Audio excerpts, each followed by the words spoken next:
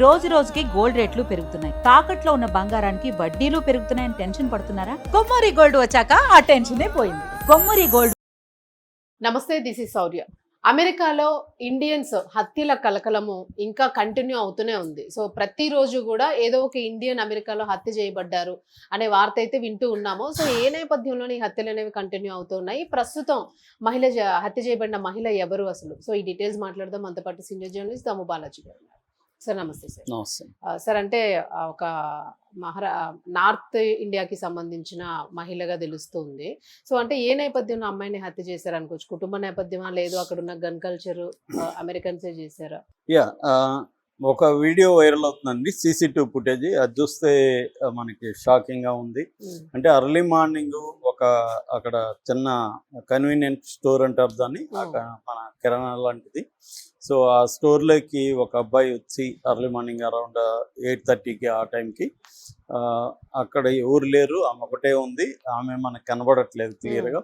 So వచ్చాడు అతను, ముఖానికంతా కూడా మాస్క్ వేసుకున్నాడు, గ్లోవ్స్ ఉన్నాయి, ఆ తర్వాత హూడెడ్ జాకెట్ ఉంది, అట్లాగే ఏదో అనిమల్ దాని ఏమంటారు థీమ్ ప్యాంట్ ఉంది. ఇవన్నీ వేసుకొని వచ్చి అక్కడేదో కొన్ని సెకండ్లు ఆమెతో ఏదో మాట్లాడాడు. సడన్ గా గన్ను తీసి ఆమెను కాల్ చేశాడు. కాల్చినాక కూడా కౌంటర్ మీదకి ఫుల్గా వంగి మళ్ళీ కాల్పులు జరిపాడు. ఆమె చనిపోయిందా లేదా అని మళ్ళీ కాల్పులు జరిపి అక్కడ నుంచి పక్కకు వచ్చి పారిపోయాడు. మామూలుగా ఏమనుకున్నారంటే ఇది జనరల్గా ఇలాంటివి అమెరికాలో సాధారణం. ఇట్లా డిపార్ట్మెంట్ స్టోర్లలోకి వెళ్ళి రాబరీ కోసం లేకపోతే రివెంజ్ కోసం ఎక్కువగా జరుగుతుంటాయి. మనకు కూడా హాలీవుడ్ సినిమాల్లో కూడా ఈ సీన్లు వెరీ వెరీ కామన్, చాలా వస్తుంటాయి అన్నమాట. ఎందుకంటే అమెరికాలో గన్ వైలెన్స్ అనేది విపరీతంగా ఉంటుంది. రెండు రాబరీస్ కూడా గన్స్ తీసుకెళ్ళి, అందుకని స్టోర్లలో వాళ్ళు కూడా గన్స్ పెట్టుకొని ఉంటారు. కౌంటర్లో ఉన్న వాళ్ళు కూడా గన్స్ పెట్టుకుంటారు. వాళ్ళకి కూడా మినిమల్ ట్రైనింగ్ కూడా ఉంటుంది. అయితే అదే అందరూ ఏమనుకున్నారంటే ఇది రాబరీ అనుకున్నారు. కానీ అక్కడ వీడియోలో చూస్తే అతను వంగి ఆమెను కాల్చాడా లేకపోతే ఏదైనా తీసుకెళ్ళాడా అనేది క్లారిటీ లేదు. అందుకని రాబరీ అనుకున్నారు. కానీ జాగ్రత్తగా గమనిస్తే వంగి కూడా తను కాల్చాడు. సో ఏమీ తీసుకెళ్ళలేదు. అందువల్ల అసలు ఏమి తీసుకెళ్ళకపోతే ఈమెని ఎందుకు కాల్చారు, అసలు ఈమె ఎవరు ఏంటి అనే దగ్గర ఇప్పటి వరకు ఉన్న డీటెయిల్స్ మాట్లాడుకుందాం. ఇంకా కంప్లీట్గా డీటెయిల్స్ రావాల్సి ఉంది. ఇప్పటి వరకు డీటెయిల్స్ ఏంటంటే, ఇది వర్జీనియా రాష్ట్రంలో నార్ఫోక్ అనే ఒక సిటీ ఉంది. నార్ఫోక్లో జరిగింది. ఆ నార్ఫోక్లో ఏంటంటే ఫ్యాట్ ఫిల్లీ అని దాని షాప్ పేరు. అందులో మేఘనా అనే మేఘనా పటేల్ ఆమె పేరు. మేఘనా బెన్ అని కూడా ఆమెను అంటారు. ఆమె గత 10 ఏళ్ళ నుంచి అక్కడ పనిచేస్తుంది. స్టోర్లో 10 ఏళ్ళ నుంచి ఉంది. వాళ్ళ ఫ్యామిలీ గుజరాత్లో మెహసనా అనే ఒక జిల్లాలో ఉంటారు వాళ్ళు. జంతల్ అని, అక్కడ నుంచి ఇక్కడికి వచ్చి సెటిల్ అయ్యారు. వాళ్ళ హస్బెండ్ ఉపేంద్ర పటేల్, ఆమెకి 2 పిల్లలు ఉన్నారు. నక్షి బెన్ అనే ఒక కూతురు, స్మిత్ అనే ఒక కొడుకు. సో మొత్తం వాళ్ళ కుటుంబం 4. ఆమె 10 ఏళ్ళ నుంచి పనిచేయడం, ఆ చుట్టుపక్కల నైబర్హుడ్లో ఆమె బాగా తెలుసు. ఎందుకంటే ఎక్కువ మందికి వెళ్తారు, చాలా రెస్పెక్టబుల్గా మాట్లాడుతుంది, అందరితో కలుపుగోలుగా ఉంటుంది, చాలా కైండ్ హార్టెడ్ పర్సన్ అని కూడా అక్కడ చెప్తున్నారు. సో ఆమెకి ఎవరు కూడా విరోధం లేదు. షాపులో కూడా ఆమె ఎవరితో గొడవపడిన సందర్భాలు లేదు. ఇది నిజానికి ఒక ఫేట్ని నమ్మే వాళ్ళకైతే ఇది పర్ఫెక్ట్గా ఫేట్ అని చెప్పచ్చండి. ఎందుకంటే ఎవరిని ఎందుకు చంపుతారో తెలియని ఒక కారణంతో ఇది జరిగింది. సో ఇది ఎలా జరిగిందని చెప్పాలంటే, అబ్బాయి పేరు మార్వల్లి ఆర్ బాండ్, 20 ఏళ్ళ అబ్బాయి. ఆ అబ్బాయికి ఒక స్టెప్ ఫాదర్ ఉన్నాడు, సొంత తండ్రి లేడు. స్టెప్ ఫాదర్తో మామూలుగా అమెరికాలో మనం చూస్తుంటాం కదా, తల్లిదండ్రులు విడిపోతుంటారు, మళ్ళీ తల్లి ఎవరినో పెళ్లి చేసుకుంటుంది, స్టెప్ ఫాదర్ అవుతాడు, వాళ్ళిద్దరికి పుడతారు. ఎప్పుడో 30 ఏళ్ళ ముందే చెప్పేవాళ్ళు, your children my children playing with our children అని.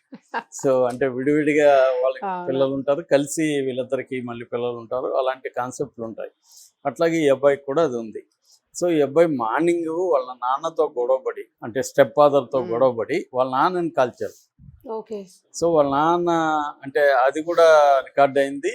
వాళ్ళ గొడవపడి బయటకు వస్తూ వెనక్కి తిరిగి వాళ్ళ నాన్నని కాల్చేసి వచ్చేసాడు.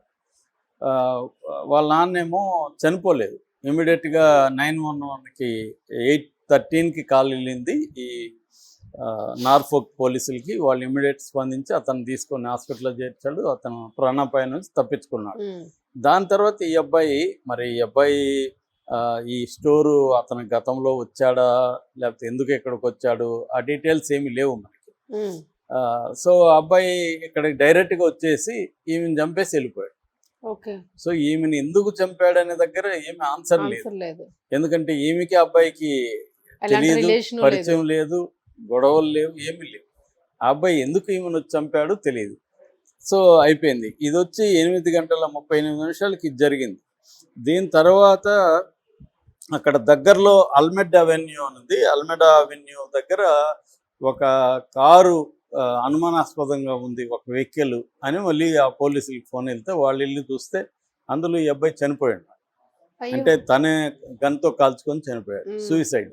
అంటే వాడు వాళ్ళ నాన్నని కాల్చడం, దాని తర్వాత ఏమిని చంపడం, దాని తర్వాత వాడు వెళ్ళి సూసైడ్ చేసుకోవడం. ఇది ఎందుకు జరిగిందంటే ఎవరు చెప్పేవాళ్ళు లేరు. ఇది అంటే దీని మామూలుగా ఏంటంటే అమెరికాలో ఇలాంటి సంఘటనలు ఎక్కువ జరుగుతుంటాయి.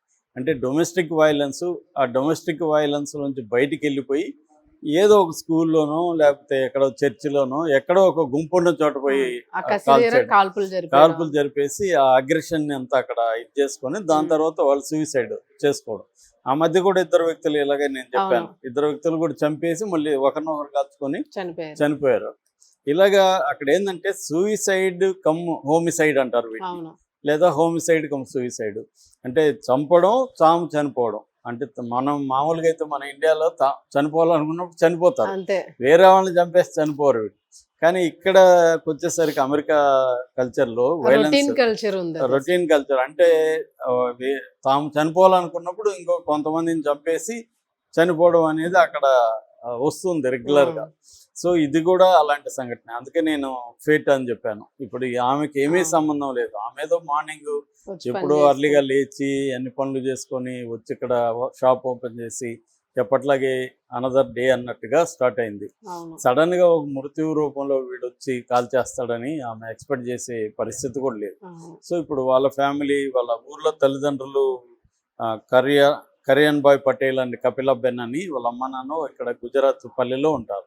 సో ఇప్పుడు వీళ్ళకి అది ఒక దారుణమైన, తమ కూతురు అక్కడ అమెరికాలో బాగుంది, ఫ్యామిలీ బాగుంది అనుకున్నప్పుడు ఆమె చనిపోవడం ఒక షాకు, వాళ్ళ పిల్లలకి షాకు, భర్తకి షాకు. పైగా ఏమీ ఏదన్నా కారణం ఉంటే మనం ఫలాని కారణంతో చనిపోయింది అనుకోవచ్చు. వీడు వాళ్ళ ఇంట్లో గొడవపడడం ఏంటి, వాళ్ళ స్టెప్ ఫాదర్ని కాల్చడం ఏంటి, అక్కడి నుంచి ఇక్కడికి వచ్చి అంటే వాడి మైండ్ ఎలా పనిచేస్తుందని, వాడు బతుకుంటే మనకి వాడి మీద ఏదైనా చేయొచ్చు. అంటే వాడి గతంలో ఏమైనా క్రిమినల్ కేసులు ఉన్నాయి. మామూలుగా ఏంటంటే అమెరికాలో సైకలాజికల్ ప్రొఫైల్ కూడా తయారు చేస్తారు క్రిమినల్స్ని. అలాగా ఏమన్నా ఉందా ఇంకెక్కడైనా? ఈ పోలీస్ స్టేషన్లో అయితే లేదు, ఆ అబ్బాయికి సంబంధించిన ఎన్ని డీటెయిల్స్ లేవు ఇక్కడ. సో అవన్నీ కూడా ఇప్పుడు పోలీసులు అక్కడ చూస్తున్నారు. అంటే ఆ అబ్బాయి మైండ్ సెట్ ఏంటి, ఆ అబ్బాయికి గన్ ఎక్కడి నుంచి వచ్చింది, అవన్నీ వాళ్ళ నాన్న ఇప్పుడు గాయపడి ఉన్నాడు కాబట్టి ఆయన కొంత కోలుకుంటే ఇంకొన్ని వివరాలు తెలిసే అవకాశం ఉంది. అంటే ఈ అబ్బాయి సైకలాజికల్ ప్రొఫైల్ ఏంటి, గతంలో కూడా ఏమన్నా ఇట్లాంటి వైలెంట్ నేచర్ ఉందా అనేది తెలియాలన్నమాట. మామూలుగా ఏంటంటే అక్కడ మనం అనేకసార్లు చెప్పుకున్నాం, అమెరికాలో గన్ కల్చర్ విపరీతంగా ఉంటుంది. 100 మందికి 125 గన్స్ ఉంటాయి ఇక్కడ. సో అందువల్ల వాళ్ళు ప్రతి చిన్నదానికి కూడా, ఆ మధ్య కూడా ఎవరు చెప్పారు, ఒక ఓవర్టేక్ చేశారని చెప్పి కోపంతో కాల్చేశారు. ఇంకొకసారి మన తెలుగు వాళ్ళే ఫ్యామిలీ ఎక్కడో బ్లాక్స్ అనమాట, అమెరికాలో ఉన్న బ్లాక్స్ వీళ్ళని వెంటాడితే వాళ్ళ కొడుకు నాన్న వెళ్ళారు బయటికి. వెంటాడితే కొడుకేమో పరిగెత్తుకుంటూ లోపలికి వచ్చి తలుపేసుకోగలిగాడు, నాన్నేమో పరిగెత్తలేకపోయాడు. పెద్ద ఆయన ఇక్కడ నుంచి వెళ్ళిన ఆయన కాల్చేసి వెళ్ళిపోయారు వాళ్ళు అకారణంగా. అట్లా అకారణమైన వైలెన్స్ చాలా జరుగుతుంటది అమెరికాలో. సార్ ఇది కంట్రోల్ అవ్వదంటారా సార్ జనరల్ గా? ఇంకా నాకు తెలిసి ఇప్పుడు గతము నేనే పెళ్ళిగా చూస్తున్నాను, ఇవి కంట్రోల్ ఏమి పెరుగుతా ఉన్నాయి. అందరి దగ్గర ఉండడం వల్ల వెపన్స్ ఉండడం, సైకలాజికల్ ప్రాబ్లమ్స్, ఆ సొసైటీలో ఉండే బ్రోకన్ ఫ్యామిలీస్, ఇవన్నీ ఉంటుంది అన్నమాట. సో అది అంత ఈజీ కాదు, మనం జాగ్రత్తలు తీసుకోవాలా. ఈ మధ్య ఏమైందంటే దీనికి తోడు ట్రంప్ లాంటి వాళ్ళు వచ్చినాక హేట్ క్రైమ్స్ కూడా పెరిగాయి.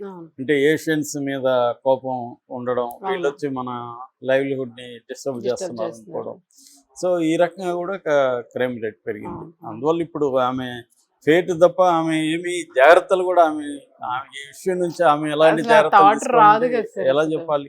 కాకపోతే ఏంటంటే కన్వీనియన్స్ స్టోర్స్ లో సెక్యూరిటీ ఇవ్వాలనేది ఈ ఇష్యూ మీద డిస్కషన్ చేస్తున్నారు.